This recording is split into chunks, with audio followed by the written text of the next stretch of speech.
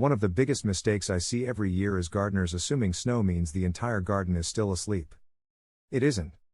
Long before the last patches of snow disappear, parts of your garden are already warming beneath the surface. If you wait for everything to look like spring, you're giving up valuable growing time and reducing the size of your first harvest. One habit has completely changed how I plant early season crops, and that's measuring the soil instead of guessing. I use a soil moisture meter for plants with a built-in soil thermometer because soil that looks ready can still be too cold for healthy roots. It also tells me when melting snow has already provided enough moisture, preventing overwatering. I'll leave the exact one I use in the description if you want to check it out. It's one of those tools that quickly pays for itself by helping you make better decisions. The first warm soil usually hides where nobody looks.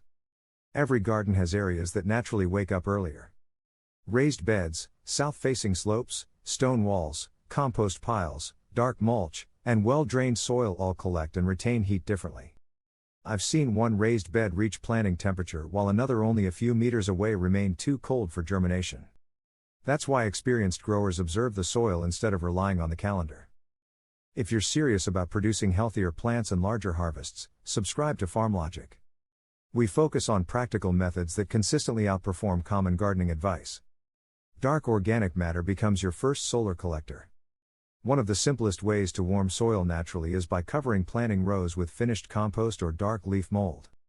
Dark materials absorb sunlight much faster than pale, bare soil. That extra warmth slowly transfers downward into the seed zone where it actually matters. I usually spread a layer about 2 to 3 centimeters thick over future planting rows several sunny days before sowing cool season crops. It doesn't create dramatic temperature changes overnight, but even a few degrees can significantly improve germination. Good drainage wakes the soil faster. Cold water steals heat. That's why compacted, saturated ground stays colder much longer than loose, well-drained soil. Before early planting, I gently loosen only the top 5 to 8 centimeters without turning the entire bed over. This improves drainage while allowing sunlight to warm the upper soil profile more efficiently. It's a simple step that many gardeners overlook. Your compost pile is quietly heating the garden. An active compost pile generates biological heat every day. Instead of wasting it, use that warmth. Position raised beds or containers nearby, especially on the sunny side. I'm not suggesting planting directly into unfinished compost. I'm talking about taking advantage of the warmer microclimate surrounding active decomposition. That small increase in temperature often makes the difference between slow seedlings and vigorous early growth. Wind protection matters just as much as sunlight. Most gardeners pay attention to sun exposure but ignore cold spring winds. Moving air strips heat away from soil surprisingly fast. Temporary windbreaks made from straw bales, fencing, stacked firewood, or shrubs help preserve warmth that builds throughout the day.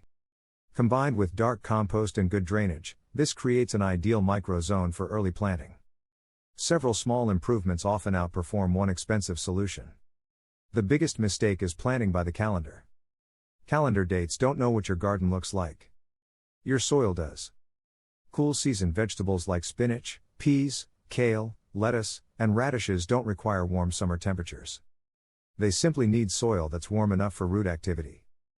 That's why measuring soil temperature gives far more reliable information than following average frost dates alone. Every property develops its own unique timing based on sunlight, elevation, drainage, and surrounding structures. The best gardeners learn to read the landscape. Watch where snow melts first. Notice where birds begin searching for worms. Look for beds that dry earlier after rain. Pay attention to stones that stay warm after sunset. These observations reveal the natural microzones that give you a head start every growing season. Once you begin recognizing those patterns, you'll stop waiting for spring and start working with it. Healthy gardens aren't built by chasing shortcuts. They're built by understanding how soil, temperature, moisture, and biology work together. Learn to recognize those early signs, measure instead of guessing, and you'll enjoy stronger plants and earlier harvests year after year. If you found this helpful, subscribe to FarmLogic, share this video with another gardener, and keep exploring the practical soil science that turns ordinary gardens into highly productive ones.